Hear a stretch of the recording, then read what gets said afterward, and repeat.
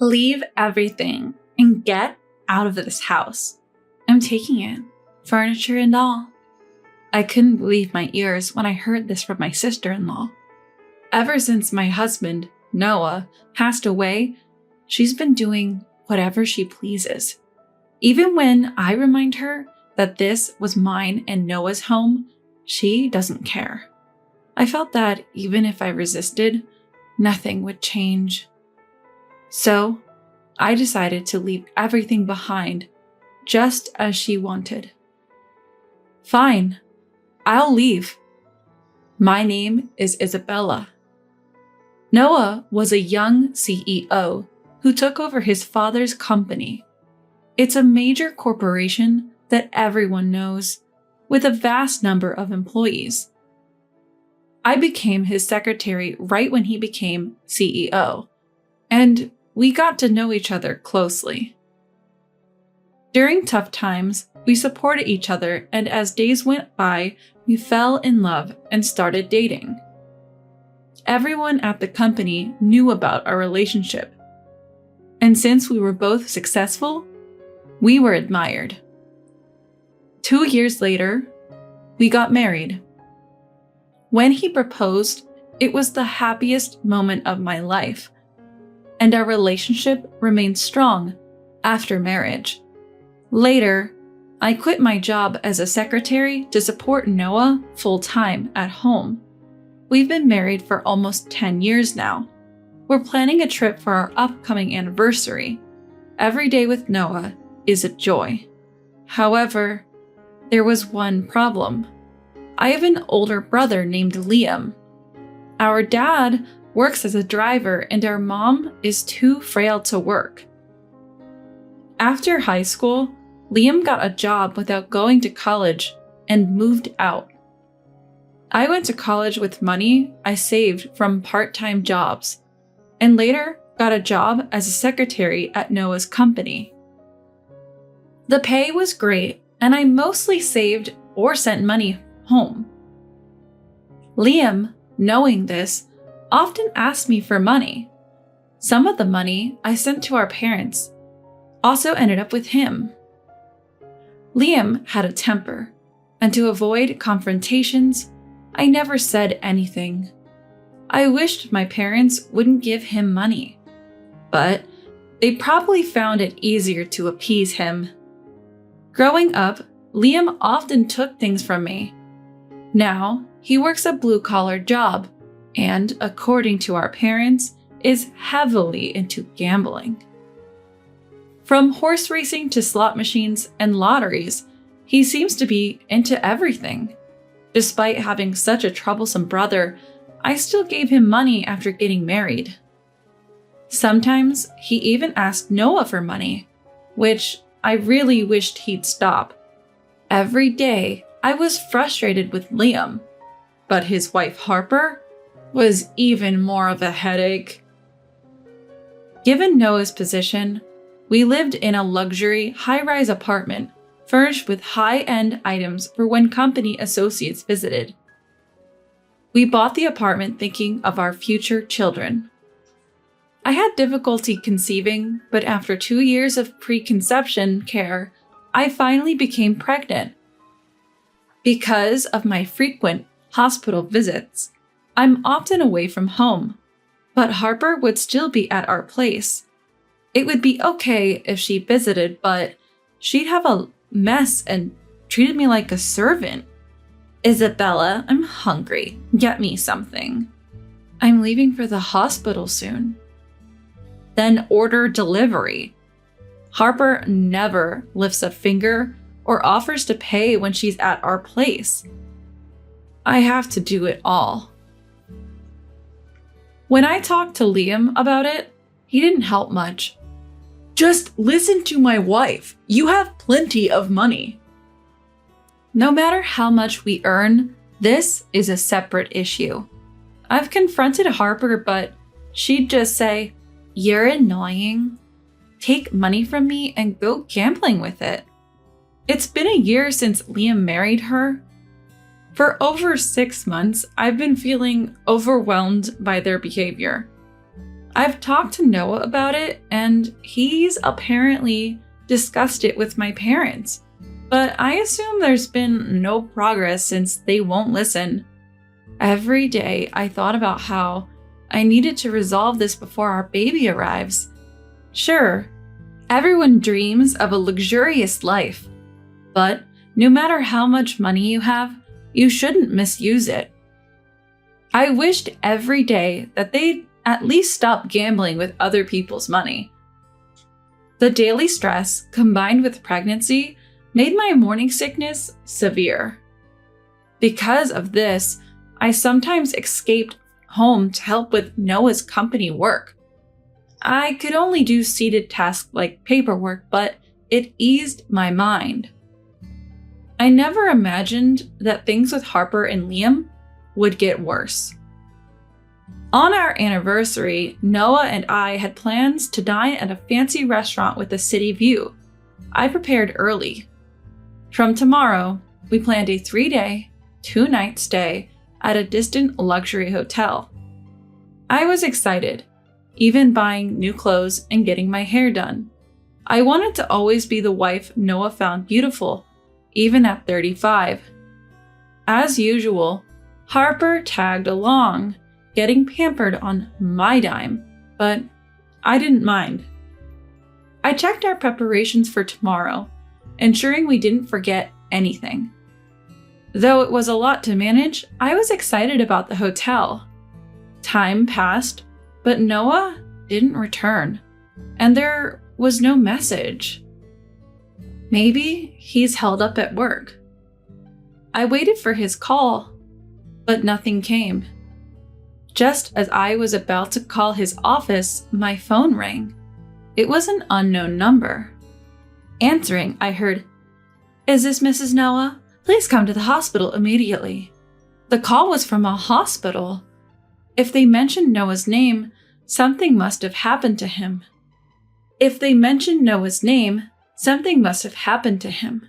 I quickly grabbed essentials, hailed a taxi, and rushed to the hospital. I was led to the surgery waiting area. When I arrived, the nurse called me into the examination room, and I listened to the story. The doctor explained that Noah had been in a collision with a car that ran a red light. He was critically injured and undergoing surgery. They told me to brace myself as he might not make it. I was in shock and couldn't process the news. After hearing about the accident, I was in a panic and barely remember what followed. I prayed desperately outside the operating room. "Noah, please stay alive, please." 4 hours later, the surgery door opened and the doctor emerged. "We did our best. I'm so sorry." Noah didn't make it. I cried uncontrollably, my sobs echoing in the dim hospital corridor. Memories with Noah flooded my mind, and though a nurse tried to comfort me, I barely noticed. Soon after, my mother-in-law arrived, crying in my father-in-law's arms. Then, a male doctor approached with a bouquet. "Are you his wife? Mr. Noah wanted you to have these when he was brought in." Apparently, Noah was conscious when the ambulance arrived and asked them to bring the flowers from his car. He insisted they be given to his wife before losing consciousness. The bouquet, slightly damaged from the crash, was still a beautiful bunch of roses. Tucked within was a note. "Isabella, thank you for being by my side for 10 years. I'm always grateful. Please take care from now on." Reading the letter, I hugged it close and I cried even more. That night, my mother-in-law stayed by my side, but my heart was still shattered. The first night without Noah was unbearable, and I couldn't sleep a wink. The next morning, I felt no better, but my mother-in-law reminded me of my pregnancy. So I tried to rest a bit. When I woke up, I felt a kick from the baby inside me, bringing me back to reality. This child is mine and Noah's, and it's about to be born. It's as if the baby kicked to tell me to pull myself together. So I whispered a promise to Noah that I'd protect our child and live strongly. I washed my face with cold water and tried to fix my tear-streaked face. A few days later, after discussions with the family, we held Noah's funeral. Many attended, including family, colleagues, and business partners. But amidst the mourners, one person stood out. Why should I wear mourning attire? It's so outdated. Harper was dressed in a flashy party dress, completely out of place. Many looked at her with disdain, but she seemed unfazed. She even started flirting with some of the business executives. It was clear she was after their money. After the funeral, my mother-in-law called a family meeting about Noah's life insurance. She believed I should receive everything, but some family members thought it should be shared. Harper and Liam joined the discussion. Shouldn't the insurance money go to Liam, the eldest sibling? Harper's argument seemed driven by her own desire to get a share. She even said, Isabella probably has enough savings. She doesn't need it. I sighed at Harper's audacity and confronted her about her inappropriate attire. No matter the reason, you two won't see a dime of that insurance money. And your attire? Hardly fitting for a funeral. As I spoke up, the surrounding family members shot icy glares at Harper. Feeling the tension, Liam and Harper quickly left the scene. For Harper, this was the first time meeting many of the relatives. But her first impression? Absolutely terrible. What's the big deal? Harper, clearly irritated, stormed out with a flushed face. Seeing her like that, I felt a bit of satisfaction. Always being taken advantage of, today felt like a small win. I hoped she'd realize she can't always have her way. But that hope was short-lived. The matter of Noah's insurance would be discussed later, and days went by. After the confrontation at the funeral, Harper disappeared. She was probably gambling away, angry at me. A week passed without seeing Harper, and it felt like a peaceful break. One day, I had to visit my mother-in-law's house. After finishing my errands, I decided to shop before heading home, but as I approached my house, I noticed the lights were on. Thinking it might be a burglar, my palms got sweaty. I tried to stay calm, turned on my phone's recorder, and attempted to unlock the door, but the key wouldn't fit. After multiple attempts, I rang the doorbell. Harper's voice responded. "What are you doing? Open up!" She opened the door. Glaring at me in her casual clothes, she had changed the locks while I was at my mother-in-law's house. It seems that she waited for me to leave and changed it during that time. Then, she said something shocking. "I'm taking this house with everything in it. Leave everything and go." I couldn't believe my ears. However, the words that come back are exactly the same as what I heard. "This is Noah's and my house. You should leave. You don't have a husband anymore. The house is too big for you. I'm doing you a favor." I remembered I was recording the conversation. If I continue to resist, I will be weaker and lose. I decided to back down for now and use the recording later. "Fine," I said, and left. I called my mother-in-law, who kindly took me in. I told her everything and played the recording. "This is just like theft," she said, "and I could possibly get compensation for the emotional distress." She advised contacting the police and a lawyer. The next day, I did just that. The lawyer confirmed it was a case of theft and that I could get compensation. I updated my mother-in-law on everything. My parents knew about the situation, but seemed to have given up on Liam. The audacity of trying to take a home from a pregnant woman is beyond belief. I wrapped my arms around my mother-in-law, who was embracing me, holding her tightly. After a moment, she pulled away, looking deeply into my eyes.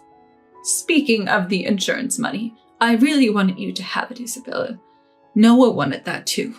With that, she handed me an envelope. Inside was a letter. A quick glance, and I recognized Noah's handwriting, tears forming in my eyes.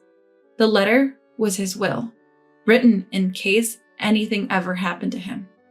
Given his position as a CEO, he probably wrote it knowing the unpredictability of life. The message was clear. All the insurance money and his savings should go to me and our unborn child. Regarding the company, he mentioned that I might need to work if he wasn't around. He hoped I'd take over the business and become the CEO. But with a child on the way, he also suggested I could take a break and trust the company to a reliable employee. I wasn't immediately sure about taking over the company, but having observed Noah's work closely, I felt it was possible. Reading the letter, I felt Noah's presence more than ever and cried for a while. Once I composed myself, I told mother-in-law I agreed about the insurance money, but needed time to think about the company. She offered to let me stay with her for a while, and I gratefully accepted, heading to bed and falling asleep quickly. The next day, following mother-in-law's advice, I contacted a lawyer, visited a law firm, and then the police station. I had done some online research, and as expected, it was treated as theft. The lawyer assured me he would claim compensation. I finished all the procedures that day and shared everything with mother-in-law. She had already informed other family members about the recent events. I also spoke to my parents, but they seemed resigned, saying they didn't want anything to do with Liam anymore. I didn't want to see such parents anymore, so I just waited for the police to contact me. A few days later, I received a call from the police. "We're headed to your previous residence now. Is that okay?" I quickly agreed and followed them to Harper's place. I waited in a parked police car nearby. The police rang the doorbell and knocked. Upon seeing the police, Harper's face turned pale. "Sorry, ma'am, we're with the police. You're under arrest for theft." But wait, Harper, usually defiant, was speechless and visibly shaken. Liam was also arrested as an accomplice. I had never seen him so terrified. Seeing their reactions gave me a sense of relief. Later, the police and lawyer updated me, and I was able to return home. Apparently, Liam and Harper were evicted from the rented apartment due to unpaid bills, which led them to forcibly take my house. Regardless of their reasons, they should have known better. They didn't seem to understand that what they did was wrong. Hopefully, this arrest will be a wake-up call for them. Of course, they now owe me compensation. I hope they accept this as atonement. Finally back in my high-rise apartment, I called mother-in-law. "Hello, mother-in-law. I've decided to take over Noah's company. It's his legacy." "That's wonderful. Noah must be smiling down on us from heaven." I was determined to continue the legacy Noah had built as a CEO. It felt like the right thing to do for him. With a renewed sense of purpose, I realized I had forgotten something. I approached a photo of Noah and whispered, "I'm home," with a smile.